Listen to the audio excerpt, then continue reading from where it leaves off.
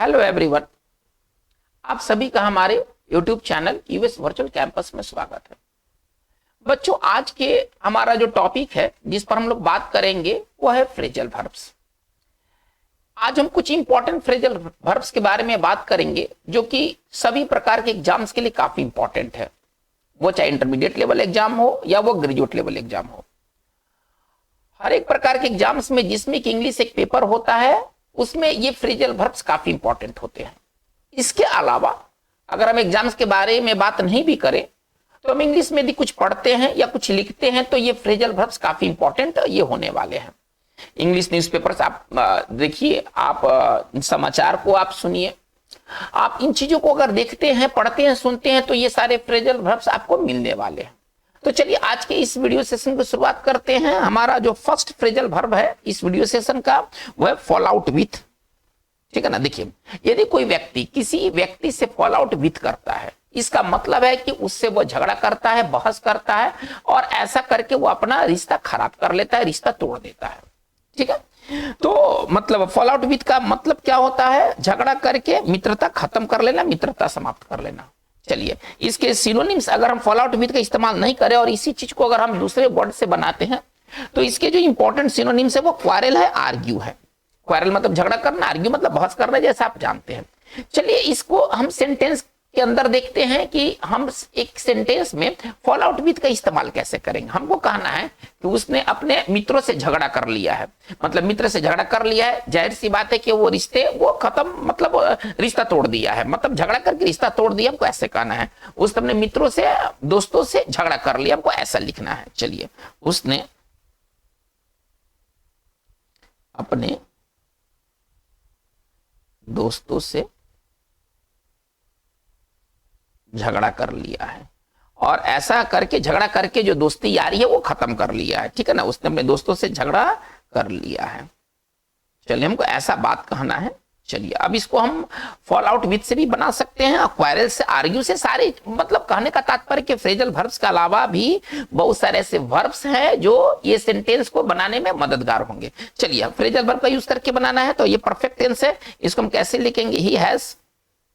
अगर इसको अगर हमें लिखना है तो कैसे लिखेंगे? ही हैज के बाद V3 चाहिए, तो ही हैज फॉलन आउट ना with his friends. He has fallen out with his friends. इसका मतलब क्या हुआ कि उसने अपने दोस्तों से झगड़ा कर लिया और झगड़ा करके जो रिश्ता है वो समाप्त कर लिया है। चलिए, तो ये फॉल आउट विथ बहुत इंपॉर्टेंट ये फ्रेजल वर्ब है। चलिए हम आगे बढ़ते। Feel for. फील फॉर का मतलब क्या होता है? सहानुभूति होना, सहानुभूति दिखाना, सहानुभूति रखना। ठीक है ना, सहानुभूति होना, सहानुभूति रखना, सहानुभूति दिखाना, ये सारे इसके हिंदी हैं। जैसा जरूरत पड़े हम वैसा इस्तेमाल करते हैं। चलिए, इसके लिए सिनोनिम्स क्या है? अगर हम फील फॉर से अगर सेंटेंस नहीं बनाते हैं तो और हम किन किन फ्रेजल वर्ब से बना सकते हैं? तो be sorry for, feel pity for, है ना, सिंपैथाइज विथ। सबका मतलब होता है सहानुभूति होना, सहानुभूति दिखाना। हमको कहना है कि जब उसकी मतलब मुझे उसके लिए तरस आया, मुझे उसके प्रति सहानुभूति जगी जब उसका मतलब उसकी वाइफ मर गई, तो हमको ऐसा कहना है। ठीक है ना, जब उसकी वाइफ मर गई तो या उसकी मां मर गई, कोई भी व्यक्ति हम कह सकते हैं, तो मुझे सहानुभूति उसके प्रति हुई। हम उसको कैसे लिखेंगे? आई, है ना, पास्ट टेंस में बनाना चाहते हैं तो फील का पास्ट क्या हो जाएगा? फेल्ट हो जाएगा। V2 I felt for him, I felt for him, है ना, व्हेन, है ना, हिज वाइफ डैड, है ना, व्हेन हिज वाइफ डैड, जब उसकी पत्नी मर गई तो उसके प्रति मुझे सहानुभूति हुई, तरस खाया मैं। ठीक है, चलिए, तो ये फील फॉर का ये यूज रहा। चलिए, फिगर आउट, है ना। फिगर आउट का मतलब क्या होता है? किसी बात को समझना। अगर आप कोई चीज को फिगर आउट करते हैं, आप उस बात को समझते हैं, आप किसी चीज को हल करते हैं, मतलब दोनों सेंस कहने के लिए हम फिगर आउट का हम यूज कर सकते हैं। दोनों बात कहने के लिए हम फिगर आउट का इस्तेमाल कर सकते हैं। चलिए, इसका साइनो क्या है? Make out. बहुत अच्छा ये फ्रेजल वर्ब है। मेक आउट का बहुत ज्यादा आपको यूज देखने को मिलेगा। ठीक है ना। चलिए, और वर्कआउट हमारा दूसरा चीज है। चलिए, अब हम इसको सेंटेंस में बनाना चाहते हैं। मुझे समझ में नहीं आता है कि वो ऐसी अनपढ़ महिला से कैसे विवाह कर लिया। हमको ऐसा लिखना है ना। मुझे समझ में नहीं आता है। अगर हमको कहना है कि मुझे समझ में नहीं आता है कि उसने ऐसी अनपढ़ महिला से कैसे विवाह कर लिया। कैसे विवाह कर लिया। चलिए हमें इसको फिगर आउट का यूज करके हमें बनाना है, ठीक है ना, हमें फिगर आउट का यूज करके बनाना है। चलिए अब हम इसको, इसी बात को हम अपने इंग्लिश में कैसे कहेंगे, I can't figure out, I can't figure out, figure out है ना। चलिए how he married, how he married such an illiterate, such an, अनपढ़ के लिए वर्ड क्या हो जाएगा, इलिटरेट। चलिए वुमन, उसने ऐसी है ना जो अनपढ़ महिला से कैसे विवाह कर लिया। तो ये फिगर आउट का मतलब होता है किसी बात को समझना, किसी बात का हल निकाल लेना। चलिए फोर्ज अहेड, हमारा अगला जो फ्रेजल वर्ब है ये काफी इंपॉर्टेंट फ्रेजल वर्ब है। फोर्ज अहेड का मतलब प्रगति करना, आगे बढ़ना। To progress, to go forward या टू टेक द लीड। हम एक दूसरा और भी एक्सप्लेनेशन लिख सकते हैं, टू टेक द लीड मतलब कि बढ़त बनाना, प्रगति करना, किसी से आगे आ जाना, ठीक है ना। प्रगति करना, आगे बढ़ना, किसी से आगे आ जाना। हमको कहना है कि उसने अपनी प्रतिद्वंदियों को पछाड़ दिया है, जो भी प्रतिद्वंदी थे, पछाड़ दिया है मतलब आगे बढ़ गया है, ठीक है ना। हम इसको पछाड़ देना भी, हम इसका एक और हिंदी हो सकता है पछाड़ देना, है ना, ठीक है ना। किसी चीज में किसी को अगर आप पछाड़ देते हैं तो आप फोर्ज अहेड करते हैं, मतलब आप उसके आगे बढ़ जाते हैं। अरे प्रगति करना, आगे बढ़ना, इसको दूसरे शब्दों में हम कह सकते हैं पछाड़ देना। उसने अपने प्रतिद्वंदियों को पछाड़ दिया है। कैसे लिखेंगे, चलिए ही हैज फोर्ज्ड अहेड, ठीक है ना। सिंपल प्रेजेंट परफेक्ट से बनाना चाहते हैं, ही हैज फोर्ज्ड अहेड, ठीक है ना। चलिए ऑफ हिज, चलिए राइवल्स, राइवल्स कौन होते हैं, जो कि कंपीट करते हैं, जो कंपटीटर होते हैं। चलिए तो ये हमारा फोर्ज अहेड का मतलब होता है पछाड़ देना, आगे बढ़ना। ये सारा जो चीज है वो फोर्ज अहेड से बन सकता है। इसके अलावा हम प्रोग्रेस से भी बना सकते हैं, टू टेक द लीड से भी बना सकते हैं, लेकिन फोर्ज अहेड एक बढ़िया एक फ्रेजल वर्ब है। चलिए हम लोग बात को आगे देखते हैं। तो हमारा अगला जो वर्ड है फ्रेजल वर्ब है get above yourself. Get above yourself का मतलब क्या होता है, अगर आप गेट अबव योरसेल्फ होते हैं तो आप अपने बारे में ऊंचे ऊंचे ख्याल रखते हैं, है ना। आप अपने बारे में हाई ओपिनियन रखते हैं, आप एक तरह से घमंड करते हैं। हमको कहना है कि जब से उसने परीक्षा पास कर ली है ना, वो घमंड करते चल रहा है। जब से उसने परीक्षा पास की है वो घमंड करते चल रहा है, मतलब अपने बारे में हाई ओपिनियन रखता है। इसको कैसे बनाएंगे, ही हैज बीन, अगर इसी को बनाना है तो कैसे लिखेंगे, ही हैज बीन। चलिए गेटिंग, अब ये आईएनजी इसमें चाहिए, गेटिंग ओवर हिमसेल्फ, ही के लिए हिमसेल्फ हो जाएगा, योरसेल्फ चेंज हो जाएगा हिमसेल्फ में। चलिए ही हैज, ठीक है ना, he has been getting over himself since, है ना, he passed, since he passed the exam, जब से उसने परीक्षा पास की है वो घमंड करते चल रहा है। तो चलिए ये गेट अबव योरसेल्फ का ये इस्तेमाल है। सॉरी यहाँ पर अबव होना चाहिए, ठीक है ना, एक मिस्टेक हुआ है। चलिए यहाँ पर अबव होना चाहिए। तो चलिए ये हमारा है गेट अबव हिमसेल्फ का मतलब होता है अपने बारे में ऊंचे ख्याल रखना, हाई ओपिनियन रखना। चलिए इसके बाद गेट ओवर। गेट ओवर का मतलब क्या होता है, किसी समस्या से सफलतापूर्वक निपट लेना, किसी समस्या से छुटकारा पाना। ओवरकम बहुत बढ़िया, ये बहुत बड़ा ये वर्ड जो है ना, ये बहुत यूज का वर्ड है ना। गेट ओवर का तो इस्तेमाल होता ही है, लेकिन आपको जगह जगह ओवरकम आपको देखने को मिलेगा, ठीक है ना। चलिए हमको कहना है कि कोई व्यक्ति है अपनी उसमें बड़ा हिचकिचाहट है, ट्राई तो बहुत किया लेकिन कभी हिचकिचाहट पर काबू नहीं पाया, हमेशा उसको हेजिटेशन लगा रहता है। हमको ऐसा कहना है कि वो अपनी हिचकिचाहट पर काबू नहीं पा सकता है, ठीक है ना। चलिए कैसे लिखेंगे, ही कांट ओवरकम से भी ये बात बन जाएगा, ठीक है ना। ये बात बनाने के लिए ओवरकम भी बहुत अच्छा वर्ड है। चलिए या अगर हम फ्रेजल वर्ब से बनाना चाहते हैं तो हमारे पास क्या वर्ड है, गेट ओवर। चलिए गेट ओवर है ना, हिज हेजिटेशन, इसका हिंदी क्या हुआ कि वो अपने हेजिटेशन, अपनी हिचकिचाहट, ठीक है ना, अपने हिचकिचाहट पर वो काबू नहीं पा सकता है। तो किसी चीज पर काबू पाना, उस समस्या से सफलतापूर्वक निकलना, या हम ऐसे भी कह सकते छोटे अगर शब्दों में कहें तो काबू पाना, ठीक है ना। चलिए वो अपने मतलब इस समस्या पर काबू नहीं पा सकता है। चलिए दूसरा हमारा क्या इसका मतलब है, गेट ओवर का दूसरा मतलब क्या है, बीमारी या दुखद स्थिति से उबर जाना, उबरना। आप ऐसा समझिए इसको सरल भाषा में कहते तो उबरना, किसी बीमारी से या किसी दुखद स्थिति से उबरने के लिए हम गेट ओवर का इस्तेमाल करते हैं। तो इस मामले में इसका साइन क्या होगा, रिकवर। आप ये रिकवर का आपने जरूरी यूज पढ़ा होगा। अगर कोई बीमारी से व्यक्ति ठीक होता है तो वो उस बीमारी से रिकवर होता है। हमको कहना है कि लंबी बुखार था, लंबा समय तक बुखार चला, अब उससे वो उबर रहा है ना। लंबी बुखार, उसको टाइफाइड लगा, महीनों तक वो बेड पर पड़ा था, अब वो टाइफाइड से ठीक हो रहा है। हमको ऐसे कहना है, कैसे इसको लिखेंगे, he is he is getting over, चलिए ओवर है ना, प्रोलॉन्ग्ड है ना, प्रोलॉन्ग्ड मतलब लंबा है ना, जो लंबा समय तक चला है ना, प्रोलॉन्ग्ड फीवर है ना। कैसे ये वाक्य ये बना है, he is getting over prolonged fever. इसका मतलब क्या हुआ कि वो लंबे समय से जो बुखार था अब उससे वो ठीक हो रहा है। तो चलिए गेट ओवर का दो यूज है, किसी समस्या से निपटना सफलतापूर्वक, मतलब उस पर काबू पाना, और दूसरा इसका मतलब है किसी बीमारी से या किसी दुखद बात से उबर जाना। चलिए अब हमारा अगला फ्रेजल वर्ब है, बहुत इंपॉर्टेंट फ्रेजल वर्ब है, ग्लॉस ओवर। देखिए ग्लॉस ओवर का मतलब क्या होता है, आप कोई चीज को ढकते हैं, आप उसका जिक्र नहीं करना चाहते हैं, ठीक है ना, आप उसके बारे में कोई तरह का बात नहीं करना चाहते हैं, उसको आप कवर करते हैं। आप किसी बुराई है ना, आप देखते हैं कि जब दो व्यक्ति मिलते हैं तो दोनों है ना अपने अपने खामियों को क्या करते, कवर करने की कोशिश करते, ग्लॉस ओवर करते हैं। तो ग्लॉस ओवर का मतलब क्या होता है, किसी चीज पर बात करने से बचना, बात नहीं करना चाहते हैं, उसको ढकना छिपाना। चलिए कंसील और कवर अप इसके साइन में हो जाएंगे। हमको कहना है कि सरकार सिचुएशन की गंभीरता को छिपा रहा है ना, बॉर्डर पर अभी सिचुएशन काफी गंभीर, हमको ऐसे कहना है, लेकिन सरकार इस तरह से रिएक्ट कर रहा है कि बॉर्डर पर सब कुछ ठीक ठाक है ना, और ये जो सिचुएशन की जो गंभीरता है उसको सरकार वो कवर करने की कोशिश कर रहा है।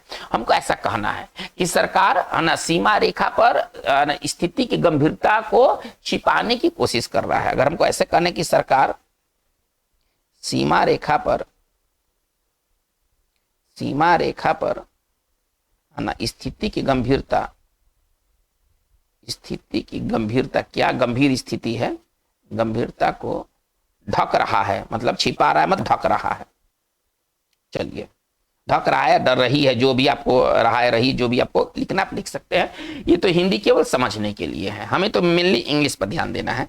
चलिए कैसे लिखें, द गवर्नमेंट इज चलिए ग्लॉसिंग ओवर, ग्लॉस ओवर मतलब ढकना, ठीक है ना, ग्लॉसिंग ओवर द सीरियसनेस है ना, the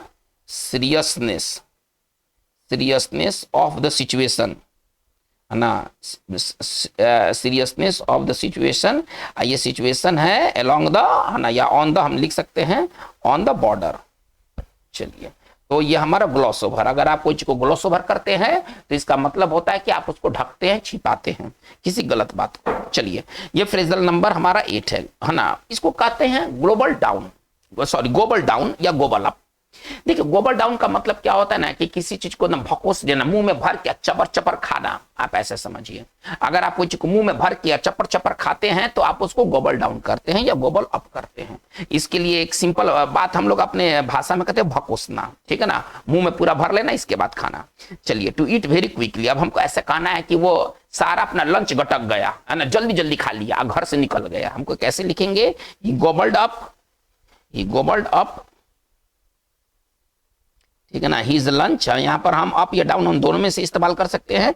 he gobbled up his lunch and ran out of his house, और अपने घर से निकल गया, and ran out of his house. चलिए तो हमारा ये जो सेंटेंस है कंप्लीट हो गया। तो अगर आप कोई चीज को गोबल अप या आप डाउन करते हैं तो इसका मतलब है कि आप मुंह में भर लेते हैं और जल्दी जल्दी खा लेते हैं। चलिए नंबर 9 में आते हैं, ग्रैब एट। ग्रैब एट का मतलब होता है ना किसी मौके का फायदा उठाना, मौके को हाथ में लेना।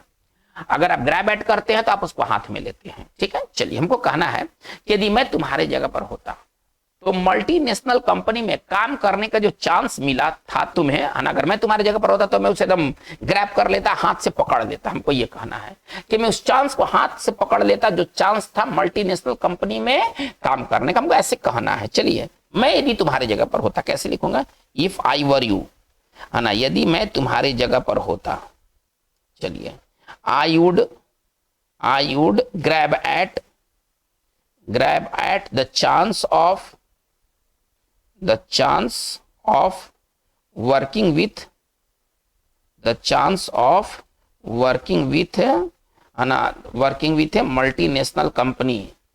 Multinational company. इसका तात्पर्य क्या है, यदि मैं तुम्हारे जगह पर होता तो जो मल्टीनेशनल कंपनी में जो काम करने का जो चांस था ना, मैं उसे है ना दोनों हाथों से ले लेता। आप ऐसे समझिए, मौके का फायदा उठाना, किसी चीज को दोनों हाथों से लपकना, ये इडियम के तौर पर, ठीक है ना, फायदा उठाना है, किसी चीज को ग्रैब करना है, पकड़ना है। चलिए ग्रेविटेट हम आगे बढ़ते हैं। हमारा 10वां नंबर का जो फ्रेजल वर्ब है ग्रेविटेट टू अथवा टुवार्ड्स, इसका मतलब क्या होता है? किसी चीज के प्रति या किसी व्यक्ति के प्रति खींचे चले ना। ग्रेविटेशन का मतलब गुरुत्वाकर्षण होता है। तो अगर आप ग्रेविटेट करते कहीं पर, यानी कि आप उसके प्रति खींचे चले जाते हैं, ठीक है ना। चलिए, तो टू बी अट्रैक्टेड इसका साइन होगा। हमको कहना है कि एक बदमाश, अगर एक बदमाश को छोड़ दिया जाए, एक बदमाश किसके तरफ खिंचाएगा? बदमाशों के गैंग की तरफ खिंचाएगा ना। एक बदमाश भी चाहेगा कि उसके साथी संगति सब बदमाशे हो, हमको ऐसा कहना है। और यही फैक्ट भी है। क्रिमिनल टाइप का आदमी कभी भी ईमानदार आदमी के साथ नहीं रहना, वो क्रिमिनल टाइप का आदमी है, और वो क्रिमिनल के जो गैंग होते हैं ना उसी के तरफ वो ग्रेविटेट होते हैं। सिंपली हम इसको कहना कैसे लिखेंगे? एक क्रिमिनल माइंडेड पर्सन, एक क्रिमिनल माइंडेड पर्सन, एक क्रिमिनल,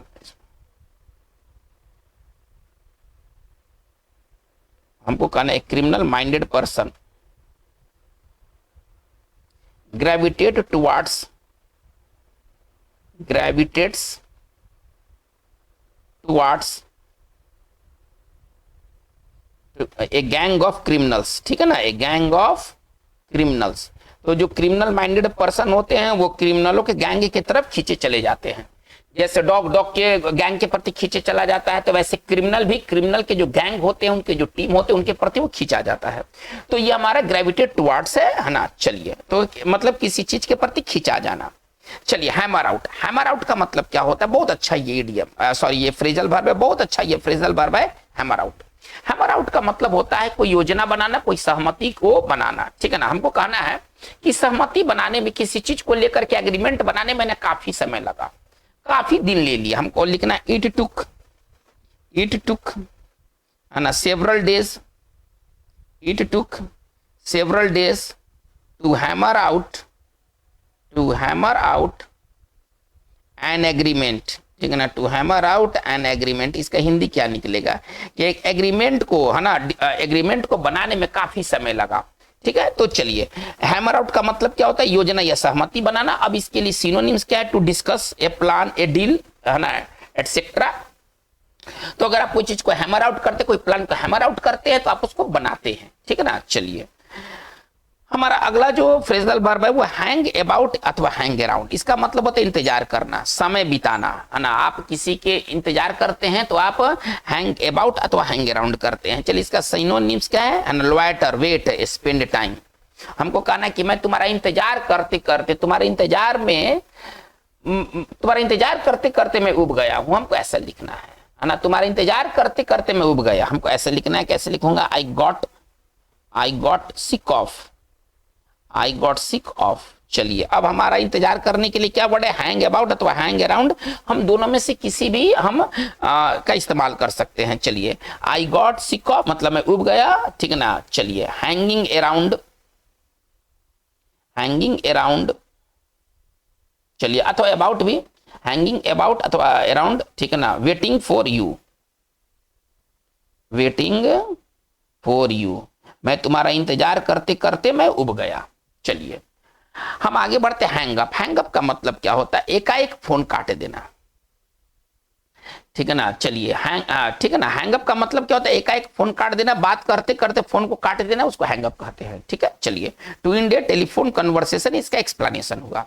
अगर आप फोन करते हैं और आप बीच में काट देते हैं तो आप उसको हैंगअप करते हैं। देखिए, जब आप फोन करते हैं तो एक आवाज उधर से आता है, जब बिजी रहता है तो कैसे बोलता है कि द रूट इज बिजी, ठीक है ना, please hang up and try again, ठीक है ना। चलिए, कैसे लिखता है? द रूट इज बिजी, या द डायल, है ना, द नंबर यू डायल, कैसे लिखेगा? द नंबर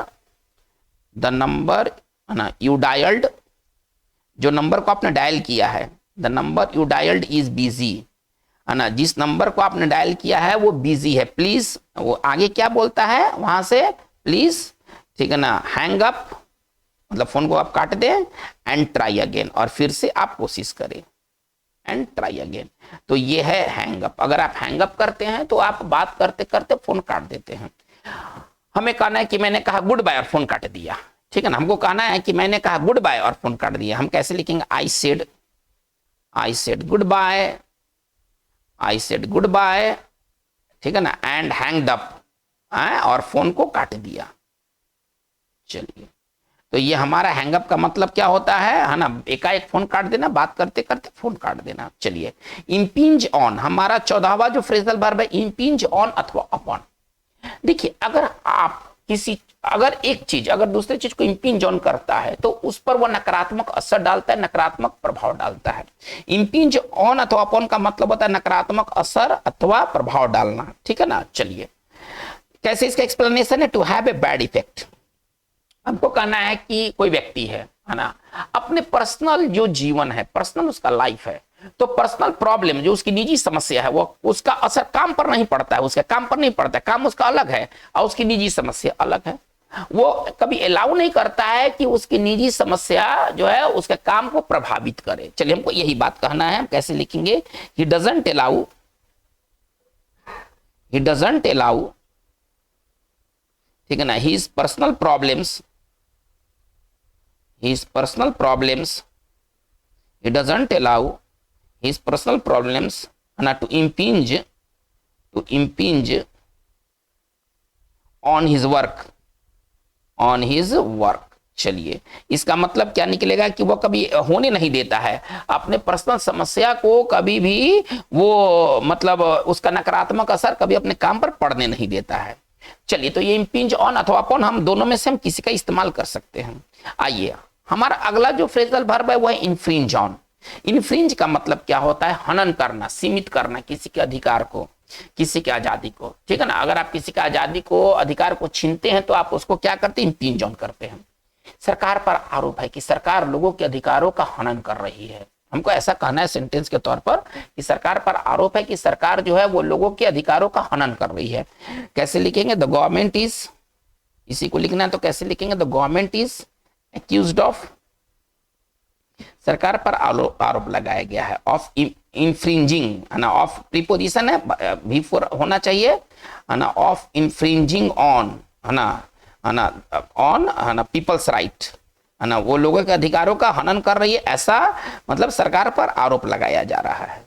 तो चलिए, अगर आप किसी चीज को इन्फ्रिंज ऑन करते हैं, इसका मतलब है कि आप उसका हनन करते हैं, उसको सीमित करते हैं, उसका अधिकार या आजादी ले लेते हैं।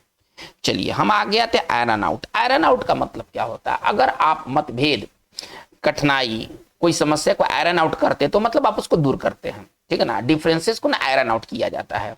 चलिए, हमको कहना है कि भारत और चीन को, है ना, अपने जो भी इश्यूज हैं इसको आयरन आउट कर लेना चाहिए, ठीक है ना। चलिए, हमको कैसे लिखना है, India and China, India and China, ठीक है ना, must iron out there differences, यानी कि जो भारत और जो चीन के जो मतभेद है उसको, है ना, दूर कर लेना चाहिए, ऐसा कहा गया है। तो चलिए, अगर आप कोई प्रॉब्लम को आयरन आउट करते हैं, आप उसको दूर करते हैं, ठीक है ना। इसका साइनो क्या हो जाएगा, to get rid of, to resolve. चलिए, हम आते हैं लेबर अंडर समथिंग, भुलावे में रहना। देखिए, लेबर अंडर समथिंग का मतलब क्या होता है कि आप किसी के भुलावे में रहते हैं, ऐसा आपको कहा गया है, ठीक है ना। बी डिसीव्ड, बी मिसलेड, भुलावे में रहता, भुलावे में रहना। चलिए, ये है लेबर अंडर समथिंग। देखिए, एक व्यक्ति को बता दिया गया है ना कि तुम बड़ी बुद्धिजीवी हो, तुम बहुत बड़े बुद्धिजीवी हो, इस भुलावे में वो रहता है कि मैं बहुत बड़ा बुद्धिजीवी हूं। हमको कहना है कि वो इस भुलावे में रहता है कि वो एक बुद्धिजीवी है ना, वह इस भुलावे में रहता है कि,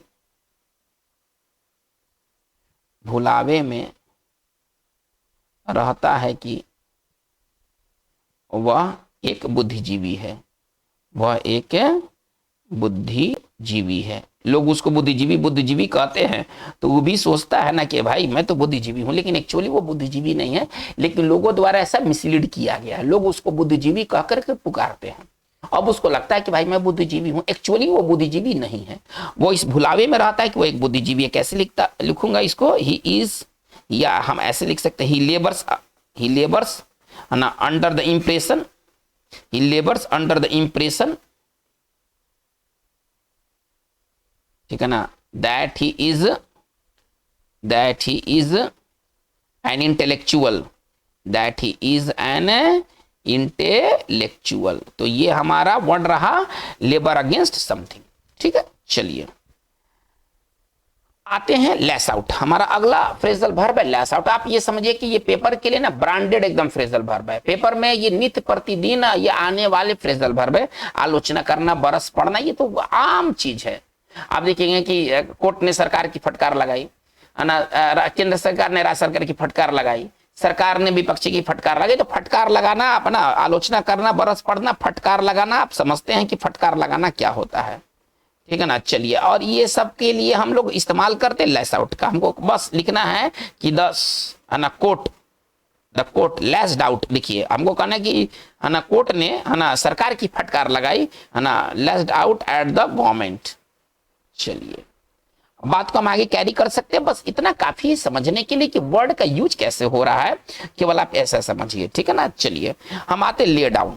हमारा अगला जो फ्रेजल वर्ब है ले डाउन। ले डाउन का मतलब क्या होता है? किसी बात को नियमबद्ध करना, नियम के तौर पर कहना, ठीक है ना। ले डाउन, किसी बात को नियम के रूप में व्यवस्थित करना, नियमबद्ध करना, ठीक है ना।